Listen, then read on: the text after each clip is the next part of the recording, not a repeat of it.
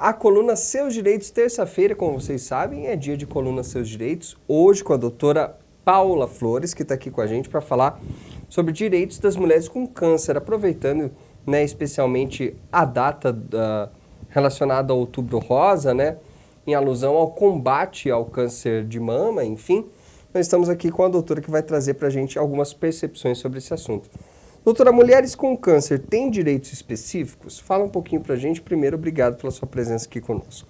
Imagina, boa noite, é um prazer estar aqui trazendo informação nesse mês alusivo do combate ao câncer, que é uma causa, como você disse, exatamente muito importante, que eu sempre digo, né? Eu também trabalho como voluntária na Rede Feminina, que a prevenção salva vidas. Então, trazendo esse gatilho voltado à prevenção, as mulheres sempre perguntam na rede quais são os direitos dela. E realmente existem direitos específicos para as mulheres portadoras de câncer, para o portador de câncer em geral, né? E eu posso começar falando, primeiramente, dos direitos previdenciários, mas também tem direitos trabalhistas e direitos sociais. Vamos falar dos previdenciários antes, então. Mas aí a gente está falando sobre portadores de câncer de uma forma geral? De uma forma geral, exatamente. Então, previdenciário tem direito ao auxílio-doença, que não é necessário a carência, mas é necessária a qualidade de segurado, que depende do tipo de vínculo que ele possuir com a empresa ou se é de forma autônoma, né? E também, a depender da gravidade, do estágio do câncer que ele se encontra, ele pode também conseguir a aposentadoria por invalidez, que hoje é benefício por incapacidade permanente. No caso dos benefícios por incapacidade permanente, quando a pessoa já está acamada numa condição que ela não consegue fazer as atividades básicas sozinhos e precisa de um acompanhamento, precisa de um terceiro, é possível aumentar esse valor da aposentadoria em até 25%. E também para as pessoas que não têm condições, que não contribuem para o INSS, eles sempre perguntam, eu consigo algum tipo de benefício porque eu não contribuo para o INSS? Aí é necessário analisar primeiro a renda familiar da pessoa portadora de câncer, quantos membros tem essa família e qual que é a renda deles. Até 1/4 do salário mínimo, também é relativizado isso. Por exemplo, se o marido recebe um salário mínimo, não é considerado o salário do marido, para que essa pessoa seja enquadrada no BPC-LOAS, tendo sim a possibilidade de receber esse benefício assistencial através do exame da perícia, né, que se constata a condição da doença dela, mas também a situação da renda familiar. A gente falou, então, esses são os direitos previdenciários, né? Isso. Direitos trabalhistas? Trabalhistas são a possibilidade do levantamento do Fundo de Garantia e do PIS/PASEP, o afastamento. Em alguns casos também quem é servidor público consegue, ou mesmo não sendo, né, mas consegue porque daí também depende da empresa, no caso de CLT, né, mas de servidor público consegue um período de afastamento para, além do licenciamento quando é doença própria para si, né, do tratamento médico, quando é de algum membro do núcleo familiar, consegue um período de afastamento também, para acompanhar esse familiar, né? E esse afastamento continua a pessoa não trabalhando, mas tem uma remuneração. Tem a remuneração. Só que aí também depende do vínculo com a entidade pública e qual que é as normas regimentais daquele órgão, né? Entendi. E direitos sociais, que a senhora comentou? O transporte público. Então, o paciente do câncer tem direito ao transporte público municipal e intermunicipal. Há alguns casos também, alguns casos, digo, em Santa Catarina também pode ter interestadual. É necessário levar o laudo médico junto com o RG e CPF na companhia de ônibus e ser de forma adiantada, né? E se o acompanhante também pode conseguir essa passagem de graça, desde que comprove a necessidade do paciente estar acompanhado. Essa questão que a senhora comentou antes sobre os direitos trabalhistas, que tem ali a possibilidade desse afastamento, não só do próprio paciente, mas do acompanhante, né? Isso. Explica um pouquinho melhor pra gente como que uma pessoa pode conseguir. Esse acompanhante, ele tem de ter um grau de parentesco específico ou, enfim, é só comprovar que é próximo da pessoa? Como é que funciona? Tudo parte do princípio do laudo médico, né? Então, da gravidade, do estágio que o paciente de câncer se encontra, né? E aí o médico vai informar que ele precisa de acompanhamento específico, aí o funcionário junta, o servidor junta esse laudo e solicita o período de afastamento. Não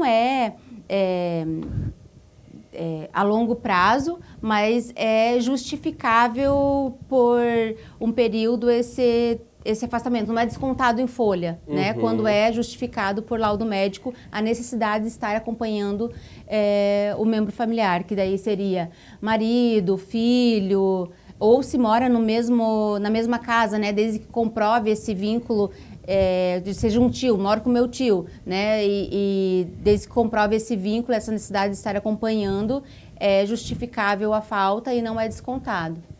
A senhora comentou sobre laudos, né? Desses direitos que a senhora comentou, quais deles precisam ter um laudo específico de um perito, por exemplo? Tem alguma coisa nesse sentido? Um laudo médico simples de uma pessoa que já tem um acompanhamento de um tratamento de oncologia já serve para entrar com um pedido específico nesse caso de direito trabalhista?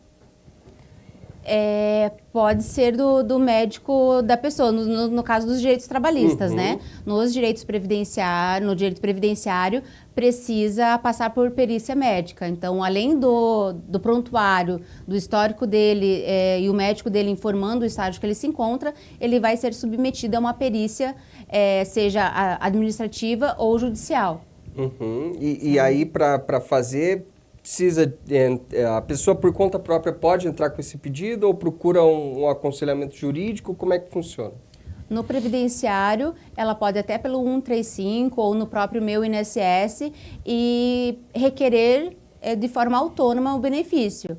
Mas é importante ter um acompanhamento técnico, porque às vezes é a falta de uma documentação, a análise de uma forma mais específica acaba demorando mais a concessão do benefício, né? E um especialista já sabe dos detalhes para tentar conseguir esse benefício de uma forma mais rápida.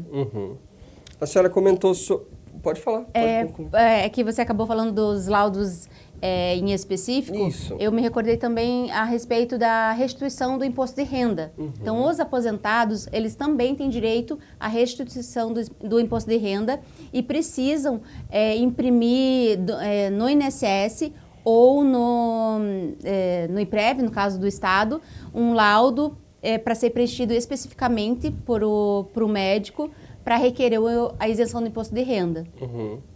A senhora falou sobre a aposentadoria, a senhora comentou um termo muito específico de alguma coisa permanente, a gente já fala isso em outras colunas Seus Direitos. É a pessoa que tem uma condição permanente, como é que chama? Tá, incapacidade permanente. Isso, incapacidade permanente. É que antes se falava em auxílio-doença e aposentadoria por invalidez. Hoje se fala em benefício por incapacidade temporária e benefício por incapacidade permanente, ou seja, aquela condição vai se perpetuar, ele não vai poder voltar ao mercado de trabalho, tem dificuldades de realizar as atividades habituais que impedem de ter uma forma de remuneração, né? De ir atrás, de exercer algum tipo de atividade que o remunere, sendo necessário o auxílio previdenciário. Mas aí isso depende, por exemplo, do momento em que a pessoa está no tratamento do câncer especificamente ou não? Sim, depende, porque, como eu falei, o médico dele que vai dizer que estágio que está a doença e a gravidade.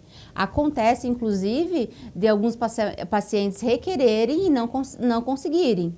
Aí que eu falo a questão da necessidade de uma análise técnica, né? Porque às vezes junta somente um atestado médico lá que diz o diagnóstico, mas não junta um prontuário ou uma documentação complementar para comprovar a gravidade que ele se encontra, né? E é isso que vai fazer distinguir se ele vai receber um auxílio-doença ou, que é o benefício por incapacidade temporária, ou o benefício por incapacidade permanente, que é a aposentadoria.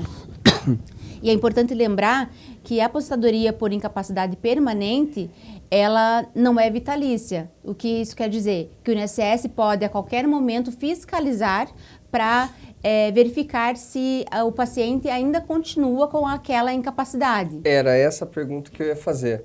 Se eventualmente tiver um paciente que conseguiu esse direito e aí, por algum motivo, consegue a remissão dessa doença ou mesmo consegue fazer um tratamento específico e consegue se tornar livre do câncer, né? Existe uma fiscalização específica para isso. Isso.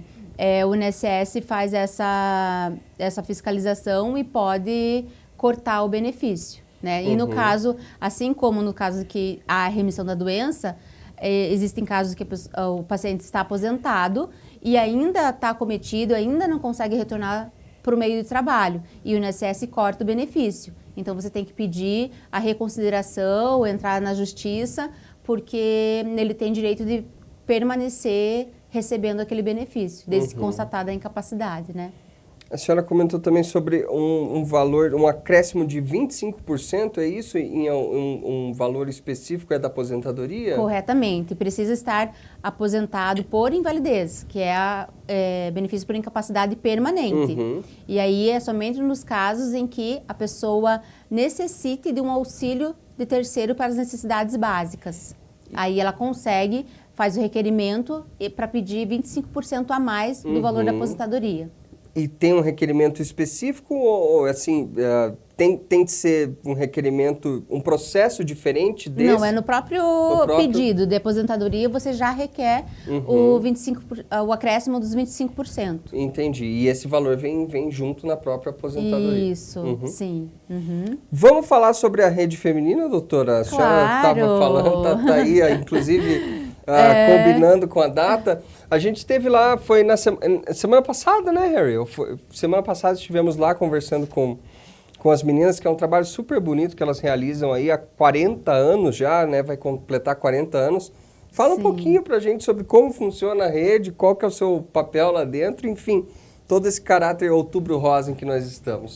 Imagina, eu tenho um carinho imenso pela rede feminina, faço um trabalho de voluntariado, e já há 1 ano, mais ou menos, e a rede realiza um trabalho, como você disse, há 40 anos, fazendo exames preventivos, que é o Papa Nicolau, o exame preventivo para câncer de colo de útero, e nesse momento também é realizado através da nossa enfermeira o toque de mama.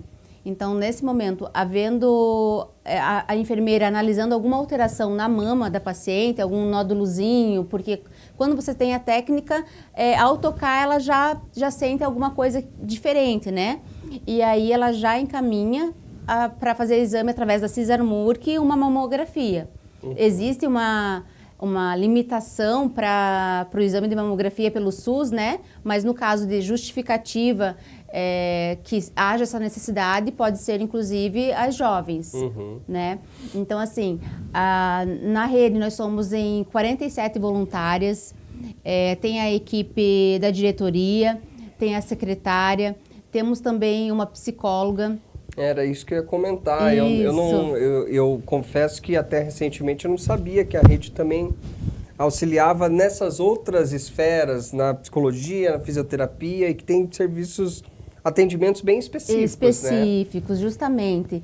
Então, as pacientes vão lá como uma forma preventiva para realizar o exame Papa Nicolau e o toque de mama.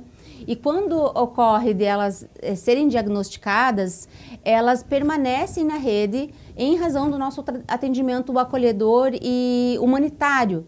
A nossa fisioterapeuta, por exemplo, a paciente, quando realiza a quimioterapia, ela fica inchada, fica com mal-estar. Então, nós temos lá na rede uma luva que pode ser colocada no braço ou na perna, que ajuda na drenagem para trazer mais qualidade no tratamento daquela paciente. E também o trabalho pela nossa psicóloga é muito bacana, porque é aquela questão, né? Por mais que hoje em dia exista formas, a medicina esteja avançada para a cura, quando você recebe um diagnóstico desse, é muito assustador, né? Você já recebe com uma sentença de morte. E é justamente esse trabalho que nós também tentamos fazer para dizer que o quanto antes você consiga constatar, lógico que ninguém quer ter um diagnóstico assim, mas o quanto antes você descobrir, mais cedo você consegue tratar. E aí a nossa psicóloga exerce esse trabalho acolhedor e atento com as nossas pacientes e também com os familiares, porque os familiares também não sabem como agir quando se tem um diagnóstico desse na família, né? A paciente fica assustada e os familiares também. Então é muito importante esse atendimento da saúde mental. Bom, doutora, a gente não tem mais tempo, infelizmente são 18h59, eu agradeço muito pela sua presença, seja bem-vindo outras vezes. A Rede Feminina de Combate ao Câncer, você pode entrar em contato com o pessoal pelo próprio Instagram da Rede Feminina, o telefone 3622-2310. 3622-2310, era isso que eu estava procurando aqui para passar para o pessoal. Que também é por WhatsApp. Que é pelo WhatsApp, telefone WhatsApp 3622-2210. Doutora, 2310. 2310. Doutora, muito obrigado.